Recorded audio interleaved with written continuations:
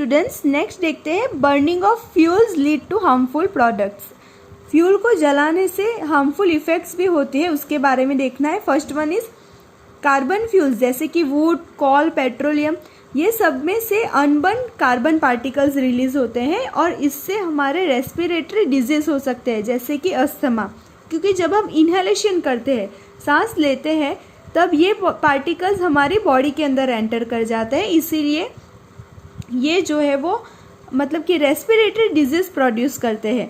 Second है कि अगर कोई भी फ्यूल्स का इनकम्प्लीट कंबस्टन होता है, अच्छी तरह से कंबस्टन नहीं हो पाता है, तब कार्बन मोनोऑक्साइड गैस प्रोड्यूस होता है, जो बहुत ही पॉइजनियस है as well as dangerous gas है।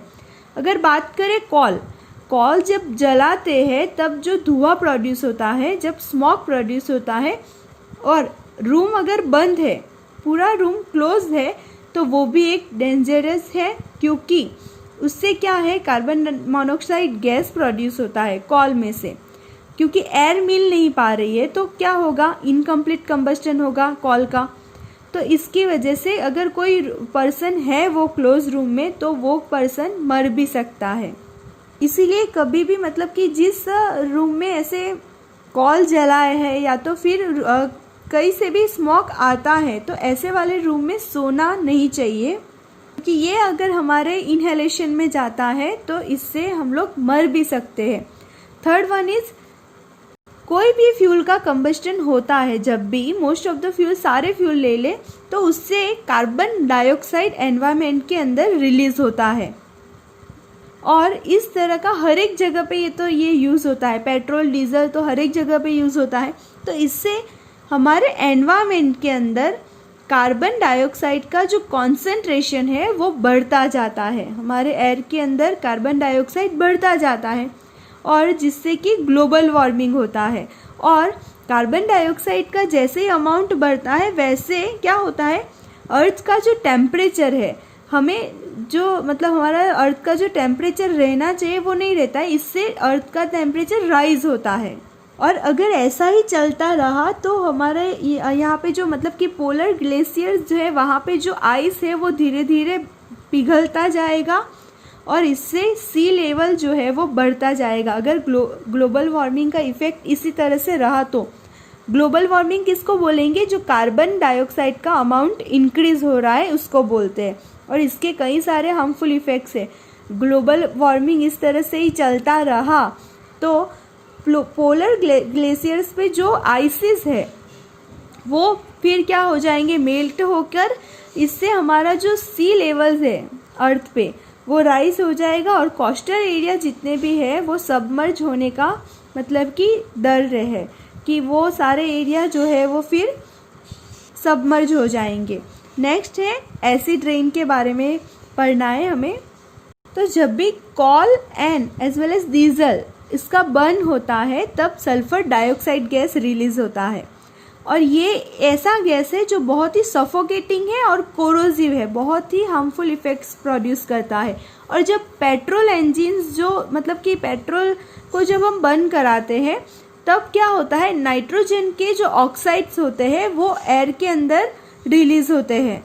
तो इसी तरह से oxides of sulphur and nitrogen, ये दोनों के ऑक्साइड्स क्या होंगे, इवोपरेट होते हैं, वेपर के साथ इवोपरेट होंगे, और क्लाउड्स में जो रेन वाटर है उसके साथ डिजोल्व हो जाते हैं। ये जो ऑक्साइड्स होते हैं सल्फर एंड नाइट्रोजन के, वो रेन वाटर के साथ डिजोल्व हो जाते हैं, और जब भी रेन मतलब कि बारिश गिरता है, तब ये वाटर के साथ यही oxides of sulphur and nitrogen dissolve हुए होते हैं, जिसको बोलते हैं एसिड रेन। मतलब कि जो रेन वाटर होता है, ओके, रेन वाटर में वाटर नहीं बल्कि ये जो oxides of sulphur and nitrogen वो भी मिक्स होके आता है। तो ये पता कैसे चलता है, तो जब भी ये वाटर का टेस्ट होता है, पीएच टेस्ट होता है, उसमें पता चलता है कि ये ऑक्साइड्स उसके साथ मिक्स हुआ है और वो एसिडिक होते हैं, इसीलिए हमको पता चलता है कि हाँ ये एसिड रेन है। और ये एसिड रेन जब अर्थ पे आता है, ओके, तब क्रॉप्स, बिल्डिंग्स और सॉइल, ये सबको बहुत ही हार्मफुल इफेक्ट्स करता है। ताजमहल का जो कलर है वो धीरे धीरे डल होता जा रहा है, उसका रीज़न भी यही है कि जो वहाँ पे इंडस्ट्रीज़ है उसका जो स्मॉग्स प्रोड्यूस होता है उसकी वजह से ये एसिड रेन होता है और उसकी वजह से जो ताजमहल का जो कलर है वो धीरे धीरे डल होता जा रहा है। इसका रीज़न भी एसिड रेन को माना जाता है।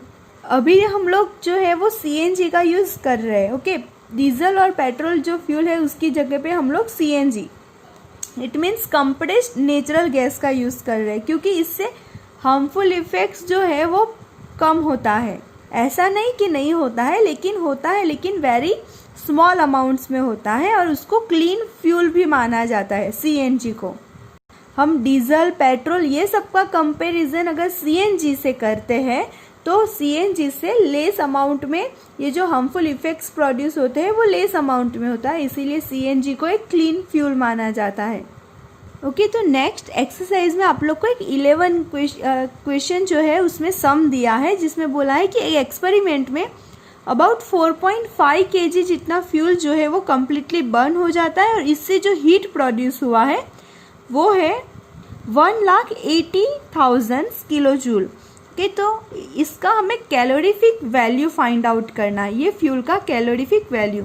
तो कैलोरीफिक वैल्यू कैसे फाइंड आउट करते हैं, उसका एक फॉर्मूला है कि calorific value is equal to amount of heat produce divided by the quantity of fuel.